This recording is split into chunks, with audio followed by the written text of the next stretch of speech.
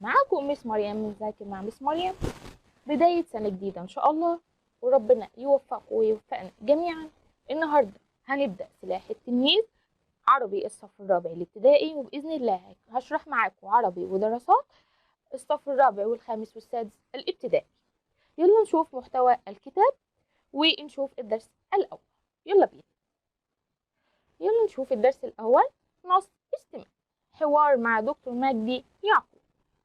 يلا ناخد تعريفة بسيطة أو نشرح الدرس بسرعة عشان ندخل على التدريبات.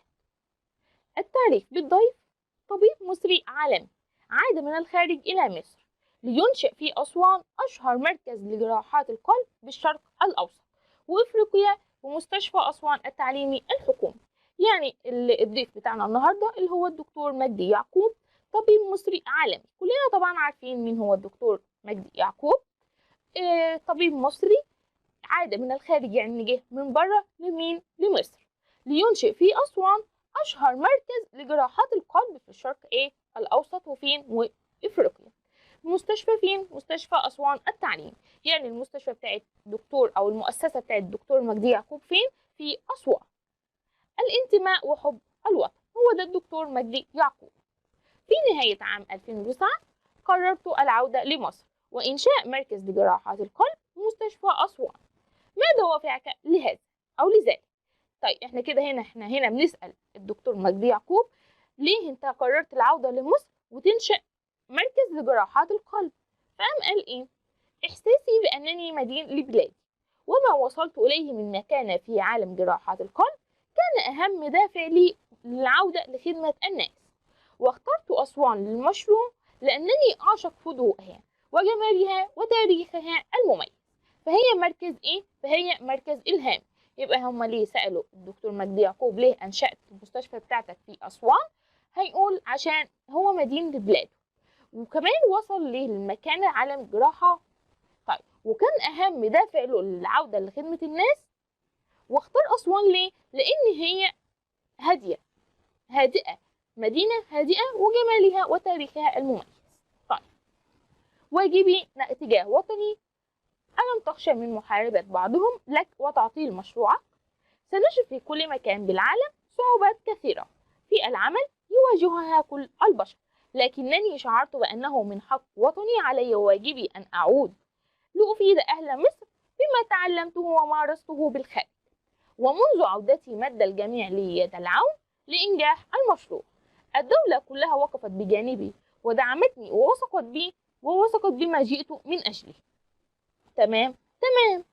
طيب، إيه هي صفات الجراح الجيد؟ يميز الهدوء الشديد، حديثك وسلوكيته. يعني أهم حاجة يكون في الطبيب الجراح لازم يكون هادي ويكون هادي الحديث والسلوكيات. فهل يعود السبب في ذلك لطبيعتك الخاصة أم لطبيعة مهنتك كجراح؟ أنا هادئ الطبيعة أو هادئ بطبيعتي منذ طفولتي، كما فرض علي مهنتي الصمت، بل حببته إلى نفسي. ففي عالم الطب وبخاصة الجراحة يكون للجراح الهادئ القدرة على تحقيق النجاح في العمليات التي يجريها. طيب، نصائح للنجاح: ما أهم ما تنصح به الطبيب؟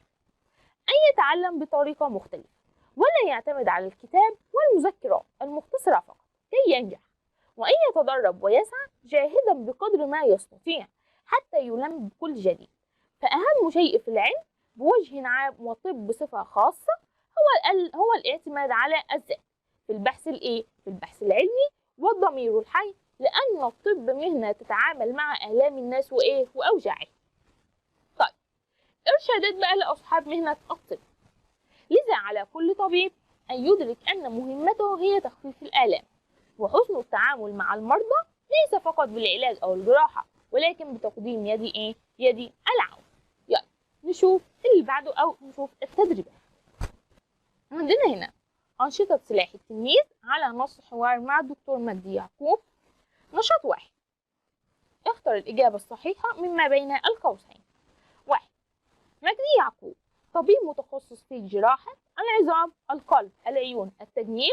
احنا طبعا قلنا الدكتور مجدي يعقوب طبيب طبيب قلب، يبقى متخصص في جراحة القلب. 2. تمثل أسوان للدكتور مجدي يعقوب مركز إيه؟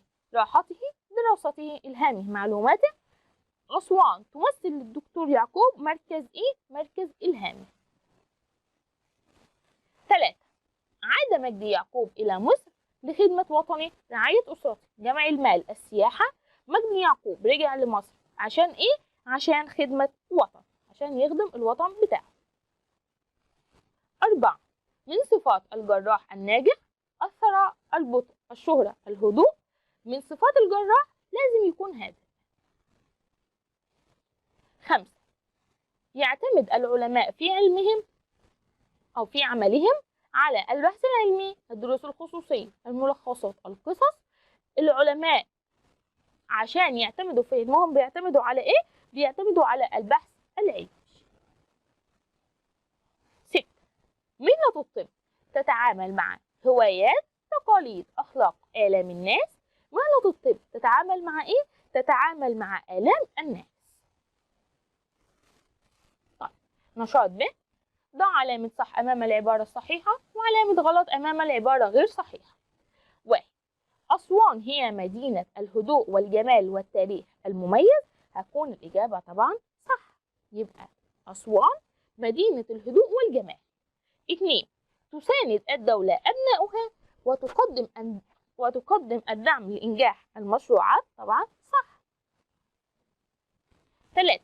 تعلم مجدي يعقوب الهدوء عندما أصبح طبيبا. طبعا غلط. ليه؟ لأن كان مجدي يعقوب يتميز بالهدوء منذ صغره. 4. مهمة الطبيب الأساسية كسب الأموال. طبعا غلط. 5. متابعة التقدم العلمي من أهم ما يخدم الوطن. طبعا صح، عاملين صح. نشاط ج. أكمل المخطط التالي بمعلومات عن دكتور مجدي يعقوب. طيب، نشوف أول حاجة التخصص بتاعه. الدكتور مجدي يعقوب تخصص إيه؟ جراحة قلب، جراحة القلب. طيب، مشروعه الوطني بقى إيه؟ المشروع بتاعه مركز جراحة القلب، مركز جراحة القلب. فين؟ في أسوان، في أسوان. طيب، من صفاته، الصفات بتاعته إيه بقى؟ وأهم صفة بتميزه اللي هي الهدوء.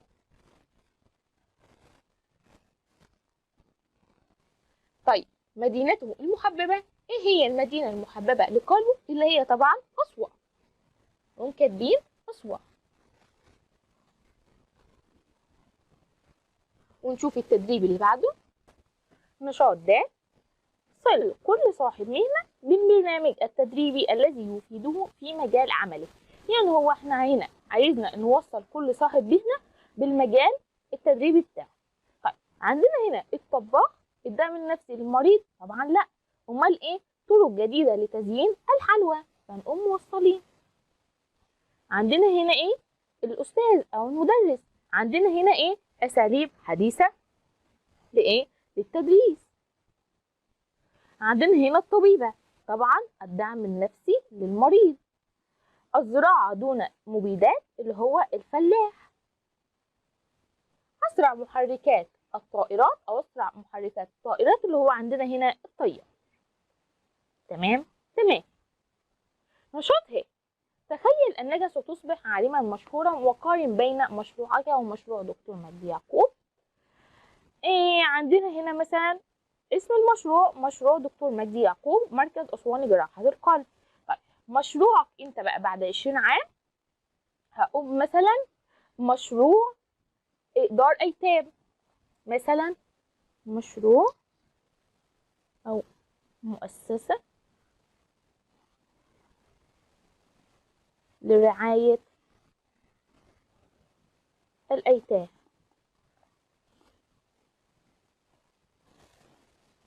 طيب، في أي مجال هو الدكتور هنا في الطب، لكن عندي هنا مثلا رعاية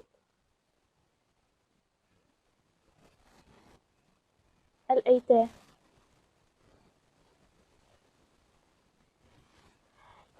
أهميته للوطن اللي احنا بالنسبة للدكتور مجدي يعقوب علاج مرضى القلب.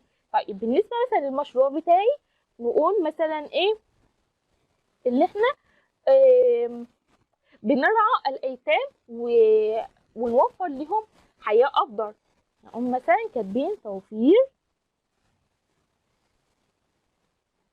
حياة أفضل. طيب سبب اختياره خدمة أهل وطني. أهل وطني دوت عشان إيه هنقول مثلا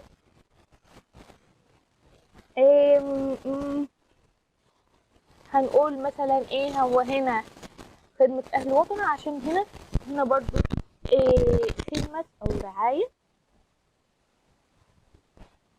الأيتام أو الأطفال الأيتام. طيب نشاط واو. أكمل مخطط علماء واختراعات لأنني الآتي المستعين بشبكة الإنترنت. طيب عندنا هنا رقم 1 توماس إديسون. طيب توماس إديسون هو دوت المخترع مخترع المصباح الكهربائي. هنقوم كاتبين اخترع المصباح الكهربي. المصباح الكهربي. طيب رقم 2 اكتشف القبلة. مين اللي اكتشف القبلة؟ طبعا أبو ريحان البيروني. أبو ريحان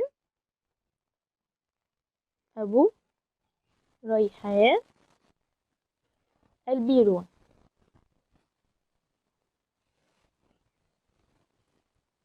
طيب عندنا هنا العالم أحمد زويل هو اخترع الميكروسكوب رباعي الأبعاد. نقوم كاتبين الميكروسكوب